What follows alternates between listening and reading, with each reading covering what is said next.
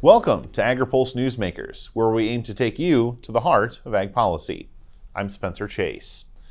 Our guest this week is Farm Credit Council President and CEO Todd Van Hoose, who joins us to discuss the ag finance picture going into the upcoming growing season. But first, here's this week's headlines.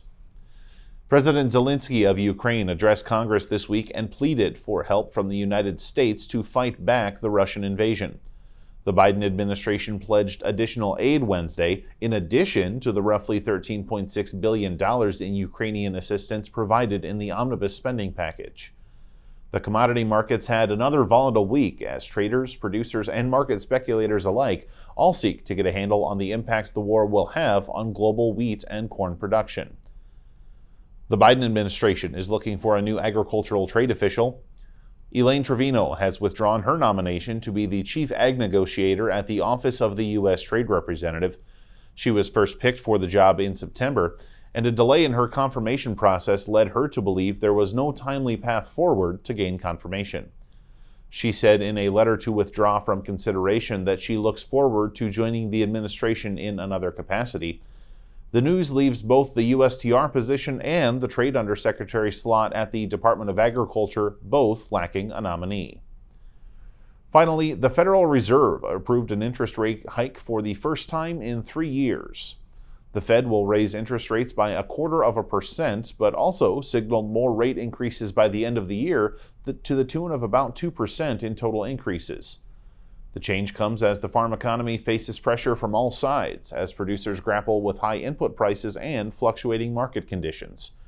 Farm Credit Council President and CEO Todd Van Hoose says those factors are indeed weighing on the sector, which will feel an impact, albeit a limited one, from the increase. I think interest rates are going to go up. I think everybody expects that. The markets have sort of built in the expectation that interest rates are going to rise. But I checked this morning. The long-term 30-year interest rate out there in treasuries is still around 2%.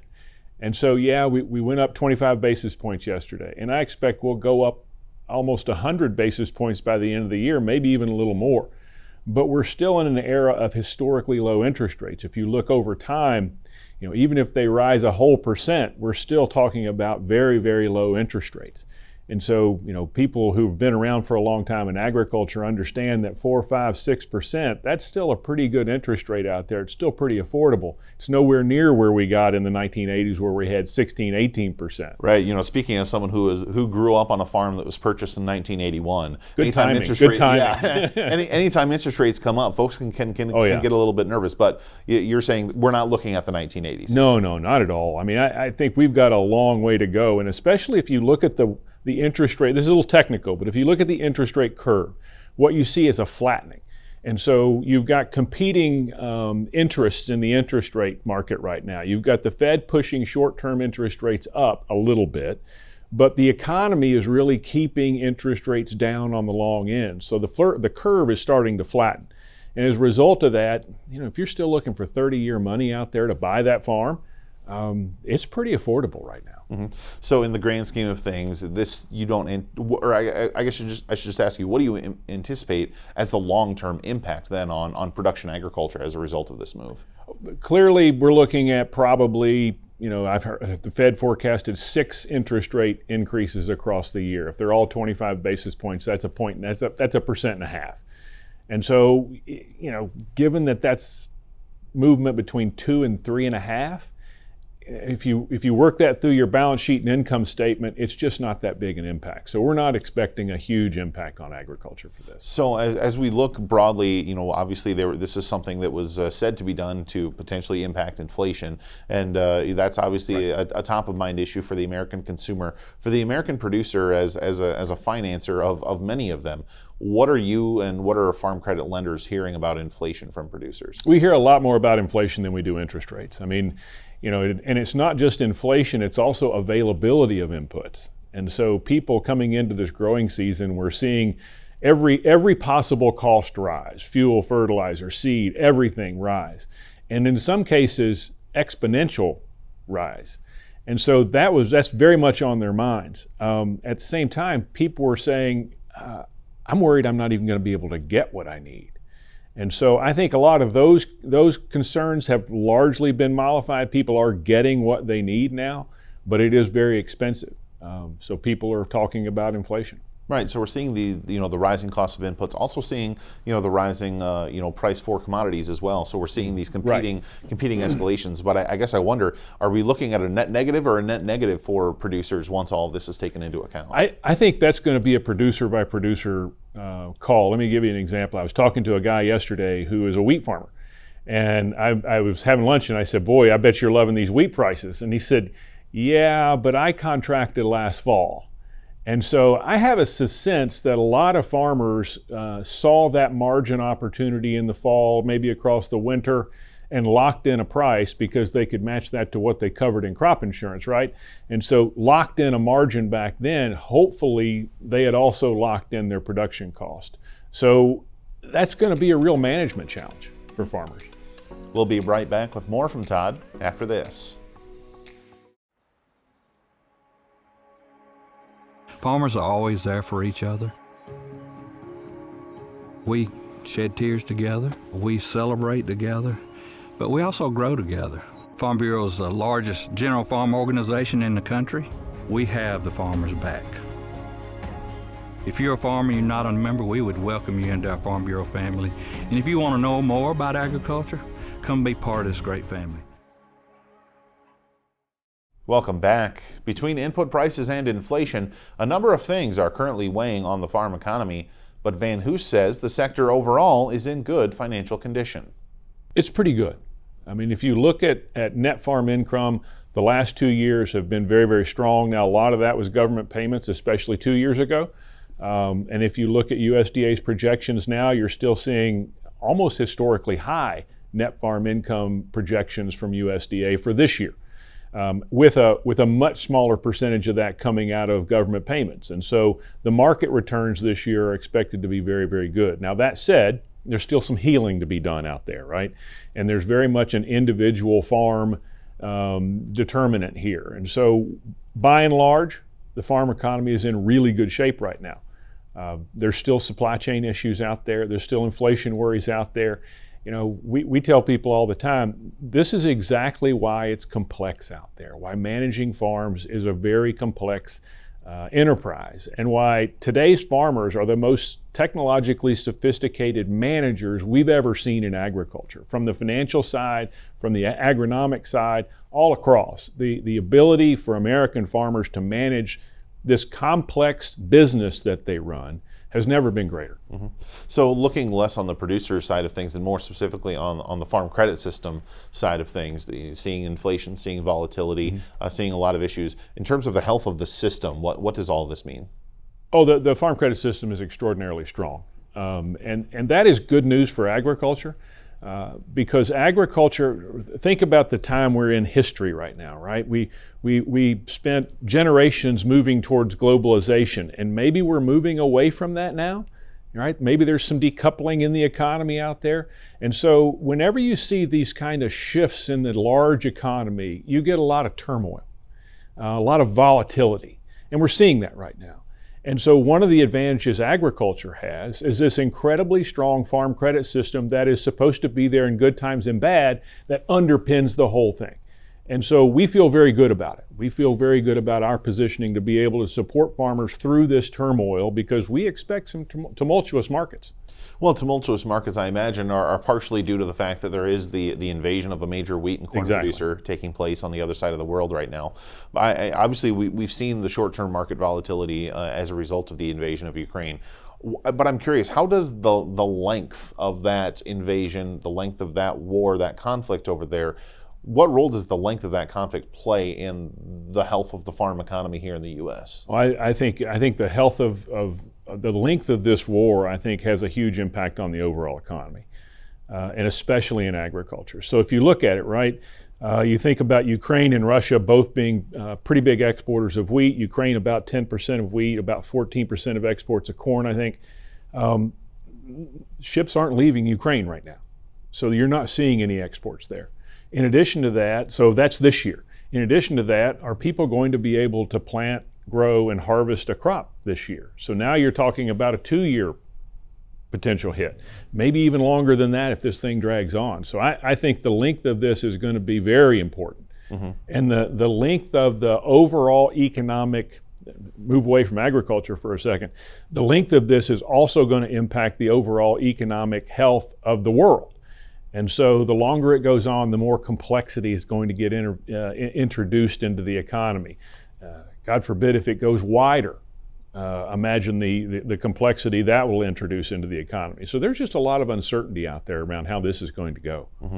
We talk about the volatility, we talk about inflation, we talk about some of the challenges facing the sector. It makes you wonder why in the heck anybody would want to get involved in it sometimes. But I say all of that to ask you this. Are you seeing interest from some of those younger and beginning producers interested in getting financing to get a leg up in the business? To give you a sense of it, and you know, I'm forever impressed by the optimism in agriculture, right? Next year is always going to be better.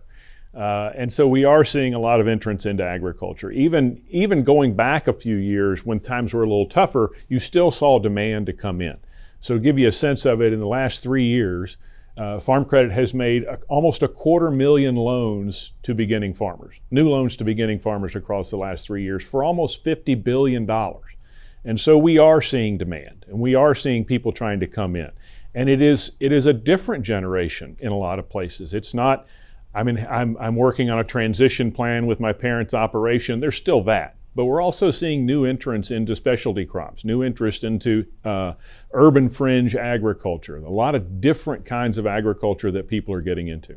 Well, and just quickly here as we come up on time, I'm curious, are the entrants folks, you know, maybe fresh out of college, that 22 to 25 bracket, or is it folks maybe in the 25 plus bracket, maybe considering a career change that are choosing production agriculture? We're seeing a couple of things. One, there are some young people coming in. Probably more common is the person that has another income source, another job, but they're starting to mix that into agriculture. And as they get more productive in agriculture, the other side of their equation comes down a little bit. So we're seeing a lot of people who are not walking out of college and into agriculture. We're seeing them transition from whatever their career is into agriculture. And I think that's where we're seeing more of the growth. Certainly a lot of growth to be watching for, a lot of challenges to be watching in the ag financial sector going forward. And Todd, we appreciate you joining us. My pleasure. We'll be right back to discuss this week's news with our panel. But first, our Hannah Pagel takes a look at farm program spending in this week's Ag by the Numbers. As Farm Bill discussions ramp up, debates over which farm and nutrition programs should receive more or less funding is up for discussion. Currently, commodity prices are hitting historically high levels, and there is little sign of those figures coming down in the next year. That might mean some lawmakers may see little need to increase funding to farm programs, even though input prices are also soaring. If we take a look at this chart, we see 30 years of data on net cash income, which is designated here in blue. Government payments are in green.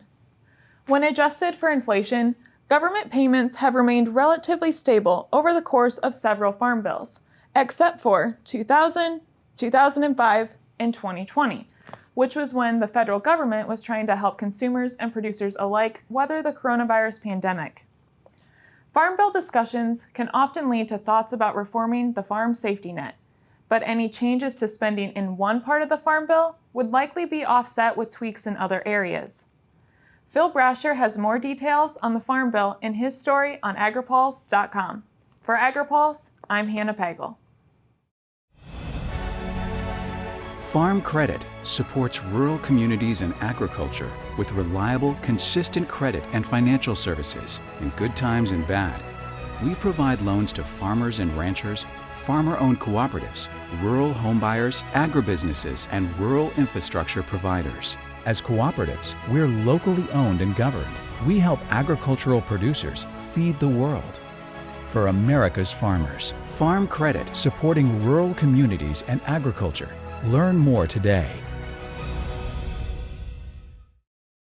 Happy to be joined by our panel this week to discuss a wide range of agricultural economy issues. A panel of experts really starting with Bob Young from Agriculture Prospectus, Randy Dickut from Farmers National, and Ken Barbick with Farmers Business Network. Gentlemen, appreciate you joining us. And Bob, I want to go to you first.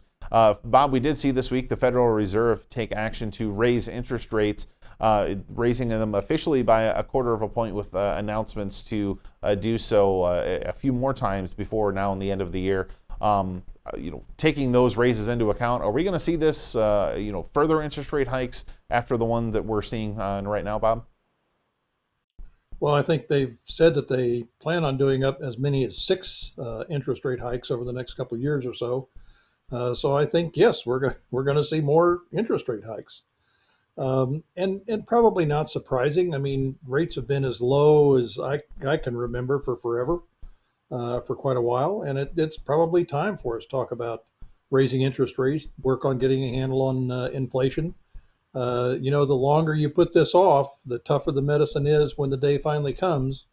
And those of us that were around, late 70s, early 80s, know how tough some of that medicine could be. So I think it's probably prudent for the Fed to go ahead and start this process and make it very well known that they're going to talk about, multiple bumps of rates, so that, we can begin to kind of calm ourselves down a little bit. Bob, is the farm economy in a position to support interest rate hikes right now?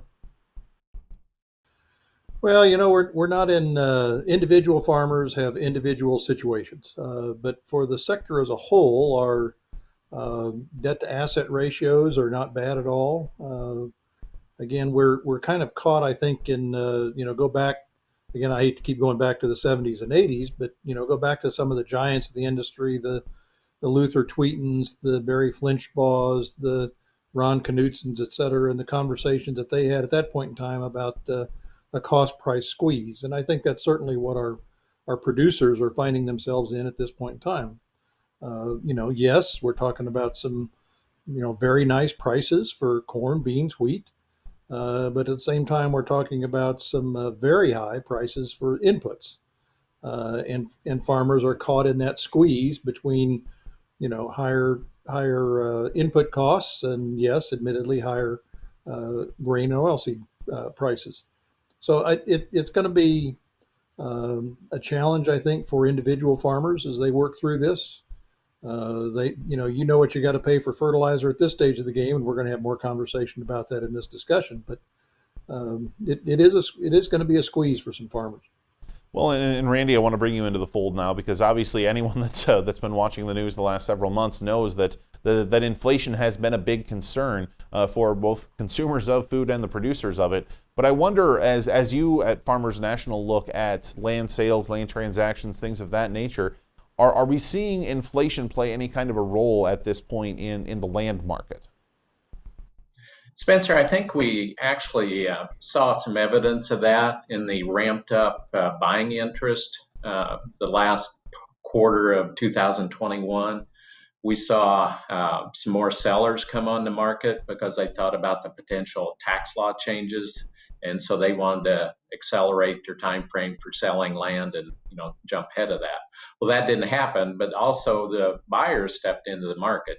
Farmers were more interested as they came off of some better income years, and the 2021 grain prices and yields were better than anticipated, and so they had stepped into the land buying market. And then also the individual investors were looking at a safe investment, long term, and also that typical real estate investment that's an inflation hedge. Mm-hmm. Ken, and bringing you in here, wondering, a lot of folks looking at the general health of the farm economy, the rising input costs, wondering how those two will overlap going forward, and how should observers expect those rising input costs to impact the overall health of the farm economy?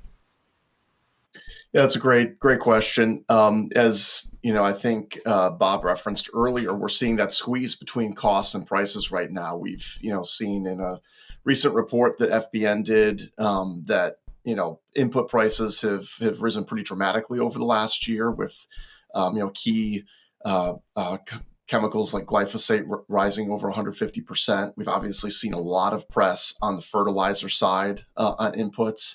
And we expect those increases in the marketplace to probably remain pretty strong throughout this year. We have seen that farmers are still waiting on some of their chemical purchases. So they've acquire quite a bit of what they need, but as of early February, a survey we did, they're still waiting on about 30% of their chemical purchases for the year. So I think they're going to continue to feel some of that increase in the marketplace. And then, looking at the rising prices, I think that it's going to be a concern not just for this season, but as we go into the next calendar year as well, as you bring in some of the global volatility that we're seeing as a result of the Russia-Ukraine situation. This is not going to be something that resolves overnight from the analysis that we've conducted. We'll be right back with more from our panel right after this. It takes a seed to grow. That simple idea inspires and informs the team at marketing, communications, and consulting agency, Curious Plot. Our 2022 Seed to Succeed Pro Bono Grant Program will offer $75,000 worth of in-kind services to a nonprofit organization in the agriculture, food, or animal care markets. Organization nominations are accepted until close of business on March 18th. Learn more at curiousplot.agency. Welcome back. We've talked about the things currently weighing on the farm economy, but what about those factors that will be shaping the ag sector going forward? Our panel takes a look. Randy, looking at just kind of the broad impact or the broad trends that we're seeing in land prices, they certainly aren't going down. There's been some upticks there. Wondering, do you see that tapering off at all? Do you see any kind of a cliff coming up, or should we expect to see a continuing rise in land values? That's the crystal ball, Spencer, and everybody wants to know that one. Currently, with the situation we're in right now, here in the U.S., we're looking at going into the spring planting season with some uncertainty on the weather and expanding drought. Is that going to affect this crop year and our supplies of our basic grain commodities and our meats? When the world is facing a huge uncertainty right now and restrictions and the ability to produce enough. So I think this is going to, as far as on the grain price, meat, supplies and price will last a number of years. So our current situation is supporting where the land prices are. They do seem to have taken another 10 to 20% jump since the first of the year. So it's really surprising. And I think a lot of that has happened in the last 4 or 5 weeks due to the conflict in Ukraine. Well, and Bob, there's the Ukraine, there's input costs, there's all kinds of different things to pay attention to in terms of trying to assess the overall health of the farm economy. From your standpoint, what indicators are going to be most important to monitor between now and the end of the year as we're tracking, again, that overall health of the farm economy? Well, again, I think overall, look at net farm income and changes that we see there. That's the ultimate reflection of this cost price squeeze. How fast are input costs going to go up? How fast are grain prices and oilseed prices going to go up? And the interplay between those two. I would be watching longer term as ERS and USDA report debt to asset ratios. If that starts to tick up sharply, then that's a pretty good indication that we've got ourselves a problem. Rollover debt would be another big indicator that I'd be watching for. If that rollover debt starts to really tick up, that's another indicator that we've got a problem. But again, these are going to be indicators of the sector as a whole.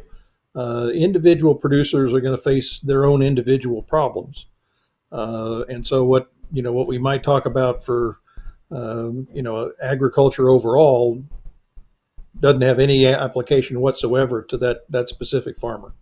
Mm-hmm. Well, and Ken, I want to wrap up with you here because obviously there's been a lot of talk about input price concerns, but also you mentioned some input availability concerns that you all are hearing from producers. And obviously producers are going to need the inputs that they need for the current growing season right now. But at a certain point, companies need to start planning for that next growing season as we see looming global conflicts going on with a number of areas that produce some pretty important inputs that are needed for farmers and ranchers. At what point do you expect input providing companies to start worrying not only about providing for the 2022 growing season, but also about inputs for that 2023 growing season? Yeah, I think that's a great question. I think, from our perspective at FBN, we have a vertically integrated approach. So we're, pretty well attuned to what the the farmer grower need is. And then we also have access directly to some of the technical material and whatnot for some of the key crop protection inputs, especially.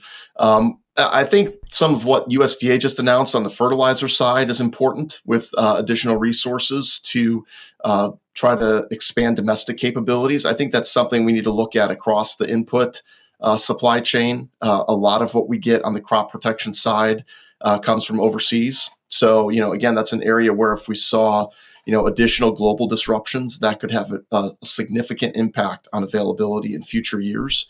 So I think we would be eager to see more attention given to how we can continue to look at domestic capabilities in some of these areas to mitigate some of the risk for farmers here in the United States. Mm-hmm. Well, obviously a growing season to watch, and a lot of folks still on edge about what things are going to be looking like here once March turns into November and December eventually. And Randy, Ken, Bob, we appreciate you joining us to discuss that and many other things here today. We'll be right back with more Newsmakers, but first, Hannah Pagel takes a look at targeted Capitol Hill spending in this week's Map It Out. Earmarks are back in Washington, and a closer look at the lawmakers who have outsized influence on Capitol Hill reveals the ones sending the most money back to their states. Lawmakers on both sides of the aisle secured earmarked funding in the fiscal 2022 spending package, but much of the USDA funding is designated by states and districts represented by members of the House and Senate Appropriations Committees. The senator pulling in the most funds for her state was Wisconsin Senator Tammy Baldwin, who also chairs the Agriculture Appropriations Subcommittee. She is credited with 9 agriculture earmarks totaling nearly $56.4 million, of which includes a $39.7 million grant to the University of Wisconsin to build a plant germplasm facility. Second to Baldwin is longtime Vermont Democrat Pat Leahy. He is currently the chairman of the Senate Appropriations Committee and is a longtime member of the Senate Ag Committee. He helped secure more than $26 million in USDA funding for his home state. Vermont has the second fewest people in the nation and received the second most earmarked ag funds in the country, more than double what California, the nation's most populous state, received. Vermont was ranked the 41st state by USDA in agriculture output in 2020. If you'd like to learn where more USDA earmarked funding is going, Garrett Downs has more in his story on Agri-Pulse.com. For this week's Map It Out, I'm Hannah Pagel. Join us for the 2022 Agri-Pulse Ag and Food Policy Summit. Speakers will discuss the groundwork for the next Farm Bill on March 21st at the National Press Club and through our virtual experience. Register today under the Events tab at Agri-Pulse.com. Agriculture Future of America is a nonprofit building transformational leaders in food and agriculture. AFA prepares college students to join the workforce as innovative and engaged young professionals who will shape the future of agriculture. Head to agfuture.org to find out how you can get involved. Thanks again for tuning in for another episode of Agri-Pulse Newsmakers. Before we let you go, here's what's on the horizon for the week to come. The Senate Judiciary Committee will hold a series of confirmation hearings for Ketanji Brown Jackson's nomination to the U.S. Supreme Court. Also in the Senate, the Commerce Committee on Tuesday is expected to consider the Ocean Shipping Reform Act. It will be National Ag Day across the country and in the nation's capital. An agriculture showcase is in the works on the National Mall that will include some of the most advanced farm equipment in the world, but also remarks from agriculture leaders including Ag Secretary Tom Vilsack. And of course, the Agri-Pulse Ag and Food Policy Summit will take place at the National Press Club on Monday. There's still time to register for the event on our website, and don't forget about the reception that takes place after the conversation. As always, stay tuned to agripulse.com for the latest developments in ag and food policy. For Agri-Pulse Newsmakers, I'm Spencer Chase. Have a good one. Newsmakers is a production of Agri-Pulse Communications. For more ag policy news, visit agripulse.com. You can also find our new content on YouTube and wherever you get your podcasts. Don't forget to follow Agri-Pulse and our correspondents on social media to get breaking news and more.